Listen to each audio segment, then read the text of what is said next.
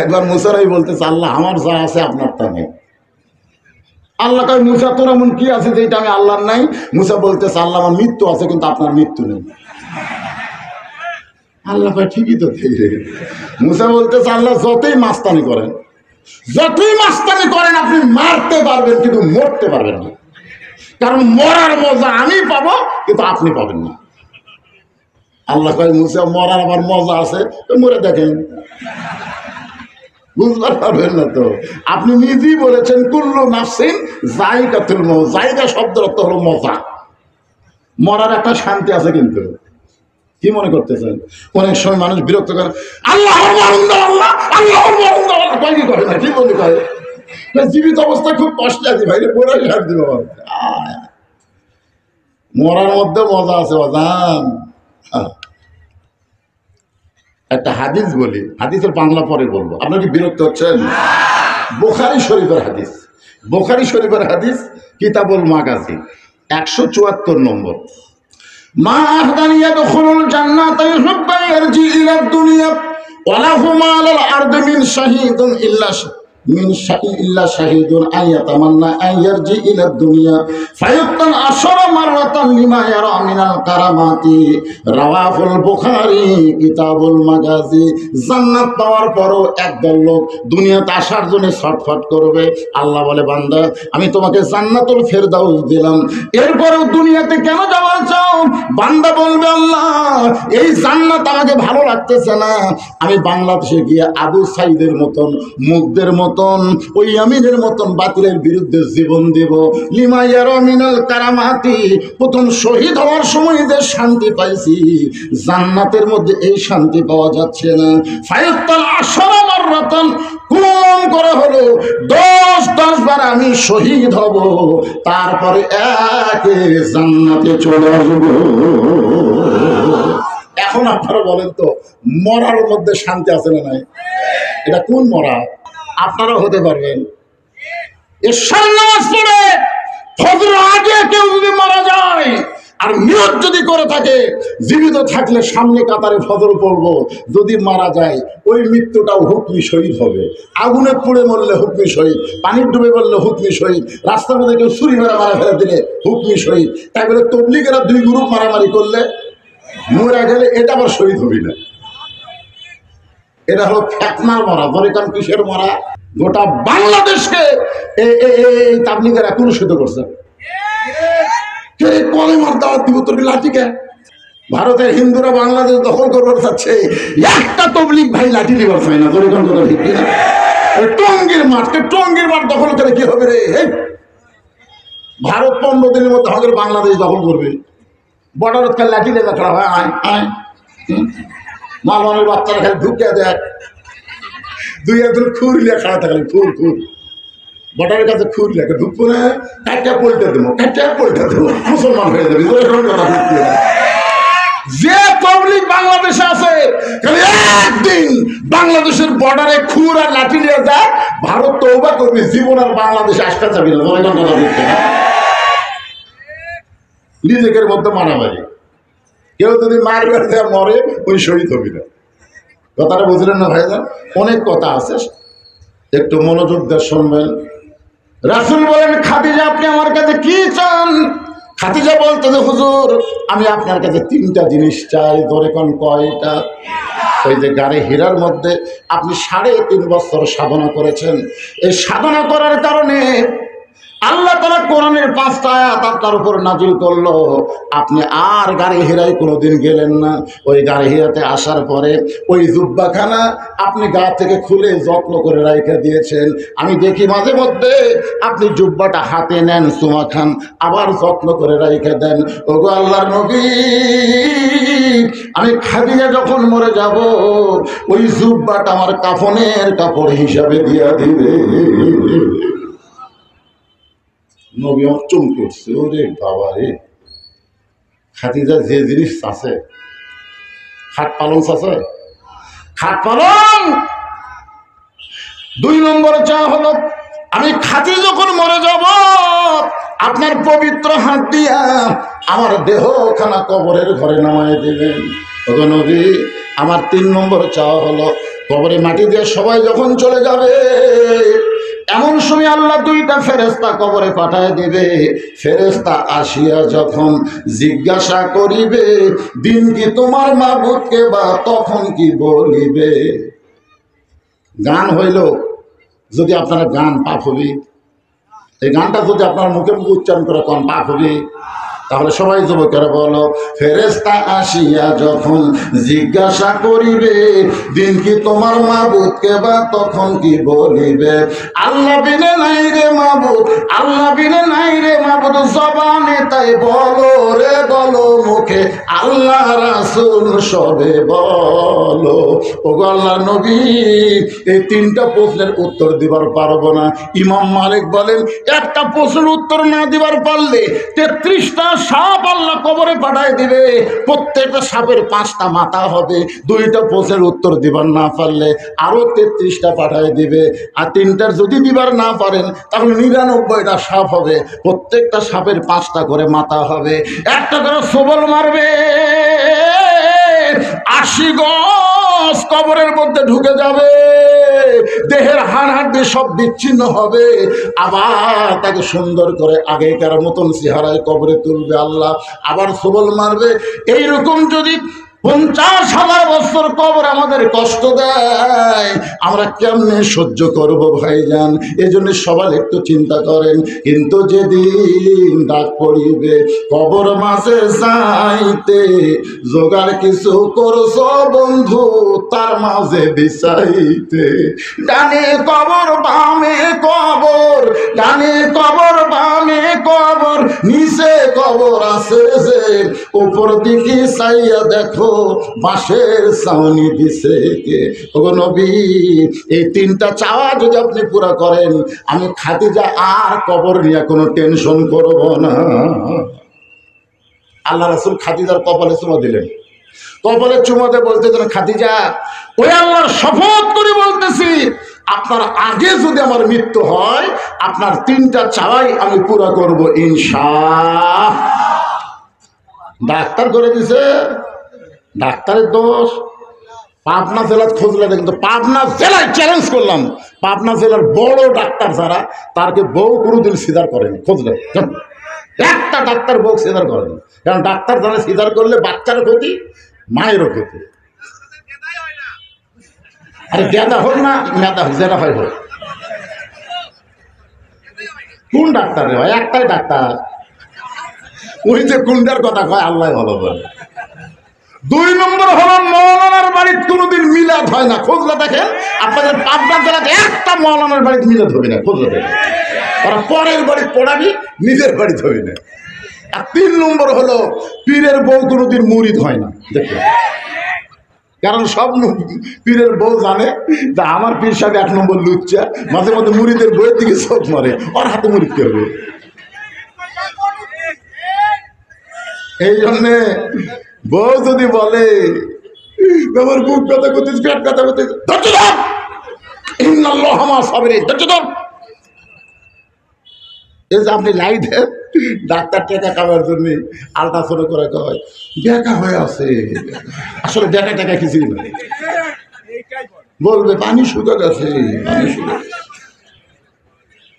এখন বাচ্চা হওয়ার 2 দিন আগে পেট কাটছে, দেখে ঘুমই ভাঙে দিই। ডাক্তারকে গেলে পেট তো খাটলো, টেকার লোক, এত ঘুম ভাঙলো না। তখন মুরব্বী ডাক্তারের সাথে পরামর্শ করে কি করা হয়, আস্তে আস্তে বার করো, তোর একটা ঘুরে নি দাও, বার করে পাও ধরে যেই ঘুরে নিতেছে ওই মাথার ঝাঁকিটা কান্দে উঠছে।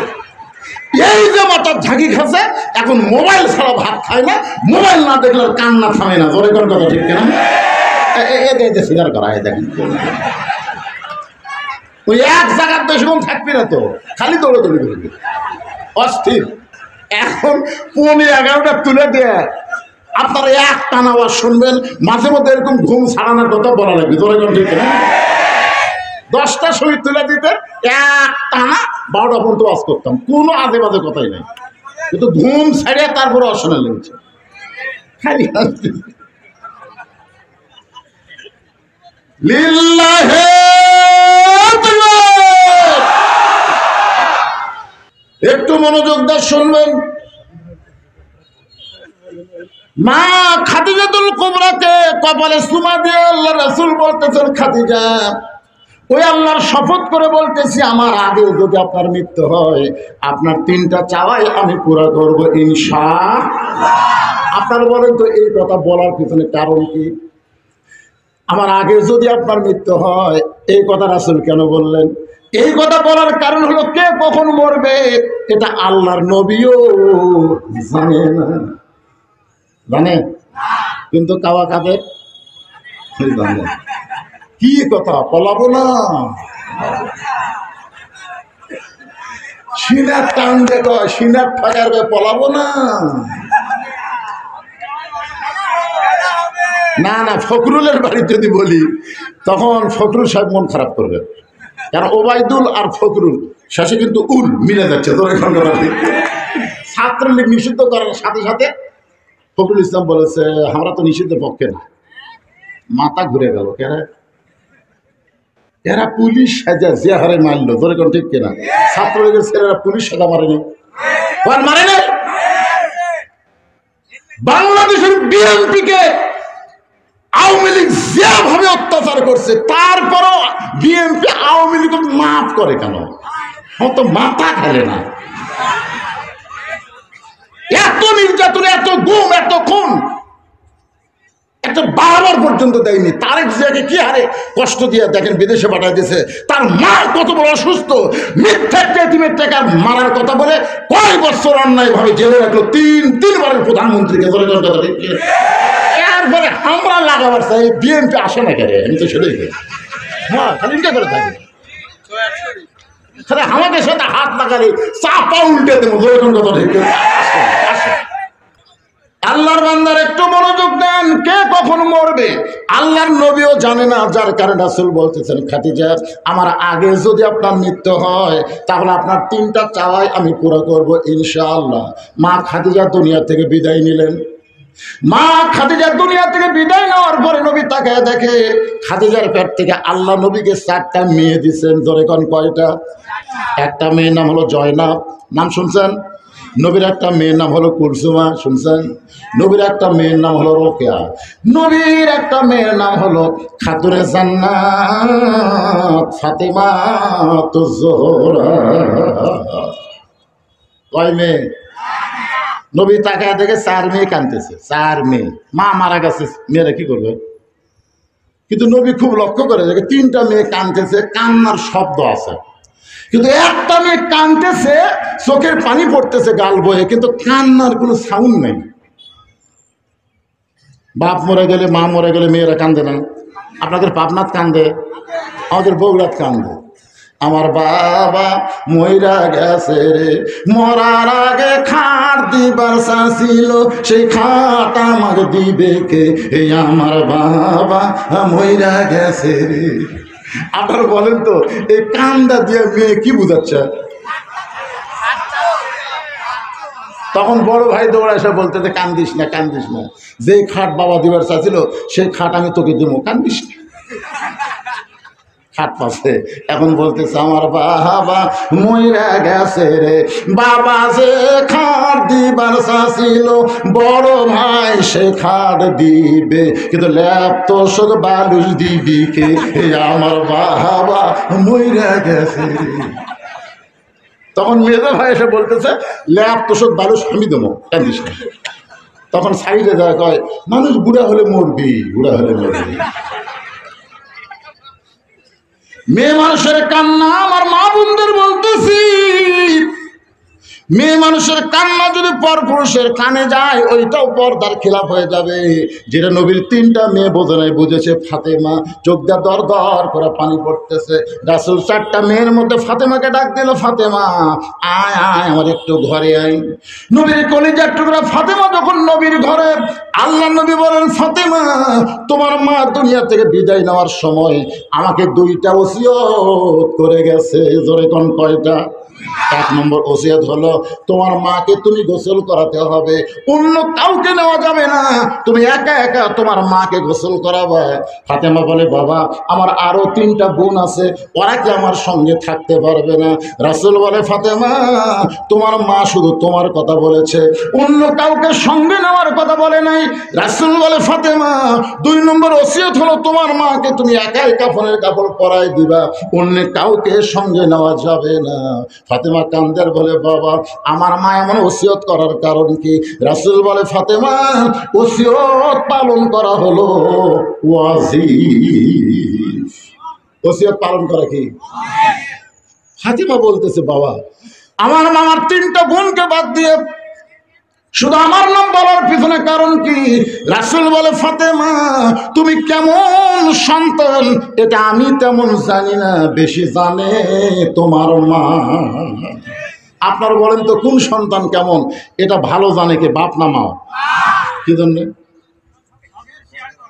বাবা আনন্দে মাতিয়া সাগরে ভাসাইয়া সেই যে চইলা যায় খবর লয় না, মাজন ধরিয়াই উদরে কতই কষ্ট করে, 10 মাস পরে পায় প্রসবের বেদনা, এমন দরদি হবে কেউ হবে না আমার মা, মা গো। এখন আপনারা বলেন ওসিয়ত পালন করা কি? তাহলে আপনি কি কোনোদিন ওসিয়ত করছেন যে আমার দুনিয়ার থাকতে পারবো না, সেই বাড়ি বানাতে 3 তলা ভালো মিস্ত্রি খুঁজেছি, যে আমার এলাকার মধ্যে ভালো মিস্ত্রি করে যে সুন্দর করে ভিত দিয়ে সুন্দর বাসা তৈরি করে দেয়, তখন বলে অমুক পাড়াত আছে, আপনি তার কাছে গিয়ে আপনার বিল্ডিং চুক্তি দিলেন, ভাই আমি আজে বাজে মিস্ত্রি দিয়ে বিল্ডিং বানাবো না, কারণ আমার থাকা লাগবে তো। তাহলে যেই বাসায় থাকতে পারবেন না সেই বাসা বানানোর জন্য যদি ভালো মিস্ত্রি খোঁজ করেন, যেই কবরে 50,000 বছর আপনার থাকা লাগবে, সেই কবর খোঁড়ার মিস্ত্রি কেমন? ওই কবর যে খুঁড়তেছে এই মিস্ত্রি খোঁজা লাগবে না? আপনাকে এই আরিফপুর গোরস্থান কবর খোঁড়ার চুক্তি কারা নিছে? আমার এলাকার কেউ মরলি যা ছেলে কয়বা তোর বাপ তো বললো আমরা কবর খোঁড়বার যাচ্ছি, 5 প্যাকেট সিগারেট দাও। তখন ছেলে চিন্তা করতেছে এলে তো খবর পারি না, 5 প্যাকেট সিগারেট দিচ্ছে, ওরা 5 জন 5টা ধরে গোরস্থানে দিচ্ছে, 5 ঝুলি ধরাছে, ধরে কবর খুঁড়তেছে, একজন মাটি কাটতেছে ওর মুখট একটা, যাই কবর সমান করতেছে ওই একটা টানতেছে, যাই কবর থেকে মাটি তুলতেছে ওই একটা, যাই টিকা দিচ্ছে ভাই এদিক দিয়ে এদিক দিয়ে এদিক ওই একটা। এখন 5টা সিগারেটের ধোঁয়াতে যত ফেরেস্তা ছিল সব সাইডে গেছে। আল্লাহ কেড়ে ফেরেস্তা গোরস্থান যে হারে বিড়ি টানতেছে ওই জায়গায় থাকা যায়। ফেরেস্তারা কিন্তু দুর্গন্ধ পছন্দ করে না। কবরে যখন আপনাকে মাটিতে চলে আসবে তখন মুনকিন নাকি আসাই, মানে কবরের মাটি পর্যন্ত সিগারেট গন্ধ। এখন প্রশ্ন করবে আসা থেকে সিগারেটের গন্ধ গোটা কবর, আর মাথার চুল তাই ভাই আপনারা কে? আমরা মুনকিন নাকি? তো মুনকিন নাকি প্রশ্ন বাদ দিয়ে এইভাবে আমার চুল ধরে টানতেছে, এই শয়তান তোর কবর খুললো কে? এই তোর কবর কে খুললো? দুনিয়ার বাড়ি বানাস ভালো মিস্ত্রি খুঁজিস, আর 50,000 বছর সেই কবরে থাকা লাগবে, মরার আগেই এই কবর খোঁড়ার 5 জন মিস্ত্রি তো চুক্তি করা দরকার ছিল, ঠিক কিনা? যারা সামনে কাতারে নামাজ পড়ে 5 জনকে 50,000 টাকা দিবেন, 50,000 বছর থাকা লাগবে, আর সে কবর খোঁড়ার জন্য 50,000 দিলে অসুবিধা কি? যে ভাই আমি তো কখন মরবো জানি না, আমার আগে তোরা মরলে মাফ করে দিলাম, আর যদি আমি আগে মরি তোরা 5 জন আমার কবর খুঁড়বো, 50,000 লে। সব চাইতে ভালো মানুষ হলো মসজিদের মুয়াজ্জিন। আপনার গ্রামের মধ্যে সব চাইতে ভালো কোনো আলেম না, সব চাইতে ভালো কোনো বক্তা না, সব চাইতে ভালো মানুষ হলো মসজিদের মুয়াজ্জিন। রাসূল বললেন বেলাল তুমি আজান দাও, তোমার আজান শুনে আমরা নামাজ পড়তে আসি। বেলাল 4 ওয়াক্ত নামাজ না হয় তুমি ঘুমাও না, তুমি চেতন থাকার পর আজান দাও। কিন্তু বেলাল রে ফজরের সময় আসসালাতু খায়রুম মিনান নাওম বলে তুমি ঘুম থেকে নামাজ উত্তম বলো, কিন্তু আমি নবী জানতে চাই বেলাল তোমার ঘুম থেকে ডাকে কে? বেলাল মাটির দিকে তাকায় রাসূল বলে, বেলাল কি করতেছো? বেলাল বলে, ইয়া রাসূলুল্লাহ, নবী গো, আমার মনে হয় আমার জন্য একটা মুয়াজ্জিন আছে। আপনাদের মুয়াজ্জিন যেমন আমি বেলাল, আমার মুয়াজ্জিন হইল আমার আল্লাহ। রাসূল বলে, বেলাল রে, আয় আয় তুই আমার কাছে আয়। বেলাল আয় আয় তুই কাছে আয়। বেলাল বলে, রাসূলুল্লাহ, আপনার কাছে যাইতে আমার কি ভয় হয় না? রাসূল বলে, বেলাল রে, জান্নাতের মধ্যে যখন ঢুকলাম, আমি যখন লাইলাতুল মিরাজে জান্নাতে ঢুকলাম, আমি ডানে লক্ষ্য করি কে যেন খরম পায়ে হেঁটে হেঁটে যায়, আবার বামে লক্ষ্য করে দেখি কে যেন খরম পায়ে হেঁটে হেঁটে যায়। আমি বললাম, জিবরাইল, আমি নবী জান্নাতে ঢুকার আগে কে জান্নাতে ঢুকলো? আমার ডানে হাঁটে বামে হাঁটে কে রে জিবরাইল? কে? আমি তার চেহারা দেখতে পাই না, কে? বেলাল বলে, জিবরাইল বলে, রাসূলুল্লাহ, আপনার ডানে যিনি হাঁটতেছে বামে যিনি হাঁটতেছে খরম পায়ে, উনি হলেন আপনার মুয়াজ্জিন হযরত বেলাল।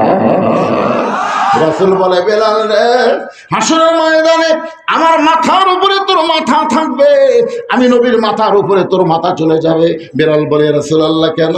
বলে, তুই হলি মুয়াজ্জিন, আমি হলাম ইমাম। শুধু তোর মাথা উপরে থাকবে না, আল্লাহ কুদরতি হাত দিয়ে তোর মাথায় এমন একটা টুপি পরায় দিবে, যেই টুপির আলো পূর্ণিমার চাঁদের চাইতেও বেশি হবে। সেই মুয়াজ্জিনকে বলবেন, ভাই 10,000 টাকা দেন তো, 10,000 টাকা নেন, আপনার আগে যদি আমি মরি আপনি আমাকে গোসল করে দেবেন। মসজিদের ইমাম আশেপাশের ভালো, আপনার তো 14 গোষ্ঠীর মধ্যে মৌলবি নাই, বোঝাই যাচ্ছে তো। আপনি সব ইঞ্জিনিয়ার বানাতেন, ব্যারিস্টার বানাতেন। এই জাফরুল চৌধুরী মরার পরে ওর ছেলে আর মেয়ে আসলো, দেখা গেল ছেলে মেয়ের মতন, মেয়ে ছেলের মতন। দেখেন আপনারা কি বড় একটা শিক্ষিত লোক ডক্টর জাফরুল ইসলামের। হায় হাই রে, বেটার হাতত চুরি, মাথায় গেল, এত লেখাপড়া করে এটা কি মাল বানালো রে। ওর মেয়ের কাছে ছেলের কাছে সাক্ষাৎকার দিছে, আপনার বাবার জানাজার নামাজে আপনারা জানাজা কি? চাপাত খালি জুতের বাড়ি, ধরে কথা ঠিক কিনা? অধিকাংশ ধনী মানুষ, শিক্ষিত মানুষের ছেলে মেয়েরা এই জানাজাই বোঝে না, আমাদের মৌলবীদের দিয়ে কাম সারে, ধরে কথা ঠিক কিনা? আমি আমার এলাকায় মরার পরে আমাকে সবাই বলে, ওসিয়ত করে অনেকে, যে হুজুর দিয়ে একটু জানাজা করে লিস্টে। প্রত্যেক জানাজা যাই, আমি কিন্তু আগে উজু করি না, আগে লাশ দেখে তারপরে উজু করি। আমি ওখানে যাই বলি, ভাই এই বাচ্চা থাকতে কোন দল করছে? তখন সবাই বলতে যে হুজুর আপনি জনগণের কাছে শোনেন। তখন শুনি যে বাচ্চা থাকতে ওই বামপন্থী, ইসলামের বিরুদ্ধে, কোরআনের বিরুদ্ধে, ওর জানাজা আমার পড়ার লাগবে। যদি অজু করা থাকে তখন আবার পেশাব করে দেয়, শরীর না পাক করে তারপরে দাঁড়ায়। ওরা কিন্তু আবার ক্যামেরা করে, বুঝছেন, ক্যামেরা ধরে, আমি খালি মুখ লড়াই, মুখ লড়াই দোয়া নেই, যদিও কই গড় দোয়া করি। লাশ আমার সামনে থেকে ওইখানে উঠতে পারলে, উঠতে পারলে কিন্তু উঠতে পারতে তারা, হ্যাঁ ওস্তাদের মার শেষাত্রী, আলেমদের বিরুদ্ধে লাগিস না রে। আলেম যখন ডাইরেক্ট পারবে না, অ্যাঙ্গেল জাহান্নামে পারে দিবি।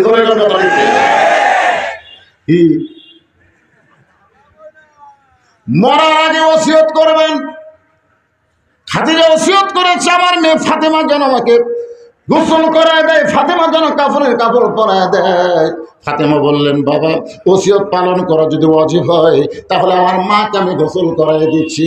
এই বলে ফাতেমা মা খাদিজাকে গোসল করায় দিলেন। গোসল যখন করানো শেষ হয়েছে, এমন সময় ফাতেমা ঘরের মধ্যে ঢুকে বলে, বাবা গোসল তো করাইলাম মাকে, এখন মাকে কাফনের কাপড় পরাতে যাই। ও বাবা, মক্কার দোকান থেকে কি নতুন কোনো কাপড় আনছো? বাবা আমার মায়ের কাফনের কাপড় আমার হাতে তুলে দাও। এবার আল্লাহর নবী ওই জুব্বাখানা বের করে ওই জুব্বা জুব্বাখানা বের করে ফাতেমার হাতে তুলে দেয়। ফাতেমা জুব্বা নিয়ে ছোট বাচ্চার মতন কাঁদতেছে। রাসূল বলে, ফাতেমা এই জুব্বা নিয়ে কান্দার কারণ কি? ফাতেমা বলতেছে, বাবা আমি সব সময় মায়ের কাছে থেকেছি বাবা, আমি মায়ের মুখে কত গল্প শুনেছি বাবা। একদিন আমার মা বললেন, ফাতেমা রে, ও ফাতেমা তোর বাবার সঙ্গে আমার বিয়া হয়েছে, তুই কি বলতে পারিস? ফাতেমা বলতেছে, মা বাবার সঙ্গে যখন তোমার বিয়া হয়েছে তখন আমি কোথায় ছিলাম? খালি চমকে গিয়ে বলতেছে, মা তোর তো তখন জন্মই হয়নি। ফাতেমা বুঝতে পারলো মায়ের বিয়ার মধ্যে গুরুত্বপূর্ণ খবর আছে। ফাতেমা চেপে ধরে বললেন, মা আমার বাবার সঙ্গে তোমার বিয়া কেমনে হলো? খাদিজা বলে, ফাতেমা রে, মক্কার সবচাইতে গরিব এবং রাখাল তোমার বাবা যখন আমার বাড়িতে চাকরি করতেছিল ওই রাখালকে আমি বিয়ে করেছি। ফাতেমা বলে, মা রাখালের কি দেখে তুমি বিয়ে করলে? খাদিজা বলে, ফাতেমা রে, আমি দুপুর বেলা দিকে আমার হাজার হাজার রাখাল ঘরের মধ্যে আরাম করতেছে, লক্ষ লক্ষ উর্দুম্বা চরণবাদ দিয়া রাখালগুলো যখন ঘরের মধ্যে আরাম করে, রাখালের সর্দারকে বললাম, ও রাখালের সর্দার, আমার হাজার হাজার উর্দুম্বা বাদ দিয়ে ঘরের মধ্যে আরাম করো, তোমাদের কি কোনো ভয় শরম নাই? রাখালের সর্দার বলে, মালকিন আপনি জানেন না আমরা ভাগ্য গুণে এমন একটা রাখাল পাইছি যে রাখাল চাকরিতে জয়েন করার পরে আপনার উট দুম্বাগুলো সব ভদ্র হয়ে গেছে। খাদিজা বলে, রাখালের সর্দার, জন্তু জানোয়ার কোনোদিন একটা মানুষ রাখালের কারণে ভদ্র হয় না। রাখালের সর্দার বলে, বিশ্বাস যদি না করেন তদন্ত করেন। খাদিজা বলে, ফাতেমা ওই রাখালের সর্দারের কথাই তদন্ত করতে গিয়ে দেখি সূর্যের তাপে বালু পোড়া গন্ধ পাওয়া যায়, পাহাড় পাথর পোড়া গন্ধ পাওয়া যায়, কিন্তু তোমার বাবা রাখালের মাথায় এক সিলটা পরিমাণ রোদ নাই। আমি নিকটে গিয়ে দেখি এক খণ্ড মেঘ তোমার বাবা রাখালের মাথায় আল্লাহ ছায়া করে দিয়েছে। তোমার বাবা যেখানে বসে ম্যাটটা নিচের দিকে আসে, তোমার বাবা যখন হেঁটে হেঁটে সামনে যায় ম্যাটটাও মাথার উপর দিয়ে হেঁটে হেঁটে যায়। আমি আর একটু নিকটে গিয়া তোমার বাবার চেহারার দিকে যেই মাত্র তাকাইছি, 4 সূর্য গ্রহ তারা তারি নূরের ইশারা, নইলে যে অন্ধকারে ডুবিত এই ধরনী। সবাই বলেন নবী মোর পরশমণি, নবী মোর সোনার খনি, নবী নাম ভাবে যেজন সেই তো দোজা হানের ধ্বনি। মানুষ কোনদিন এত সুন্দর হয়? এক চিৎকারে আমি বাড়িতে এসে দরজা বন্ধ করে দেই। আমার দাসী বলে, মালকিন রাখালকে দেখতে গিয়ে রিপোর্ট কি? আমি কইলাম, চাকরি ক্যান্সেল করে আমি খাদিজা তাকে আমার স্বামী হিসাবে কবুল করে নিলাম। ফাতেমা বলে, বাবা যেই মা মক্কার সবচাইতে ধনবতী রমণী তোমার মতন একজন রাখালকে স্বামী হিসাবে কবুল করেছে, আজকে সেই মা মারা গেল। মক্কার দোকানে কি নতুন কোনো কাপড় নাই? নতুন কাপড় না দিয়া এই পুরাতন জুব্বা কেন দিচ্ছ বাবা? রাসূল বলে, ফাতেমা এই জুব্বা আমি তোমার মাকে দেইনি মা, এই জুব্বা তোমার মা আমার কাছে চাইছে। এই জুব্বা সাধারণ কোনো জুব্বা নয়, এই জুব্বার সঙ্গে আল্লাহর কোরআনের সম্পর্ক রয়েছে। আপনাদের কাছে আমি জানতে চাই, সুবহানাল্লাহ করা হবে না, কোরআনের সম্পর্ক যার সাথে থাকে তার দাম বাড়ে না কমে? তাহলে আগামীতে আবার যখন নির্বাচন আসবে সব কিছুর থেকে সম্পর্ক ত্যাগ করে আল্লাহর কোরআনের সঙ্গে সম্পর্ক কারা কারা করতে চান, 2 হাত তুলে আমার আল্লাহকে দেখান। লিল্লাহি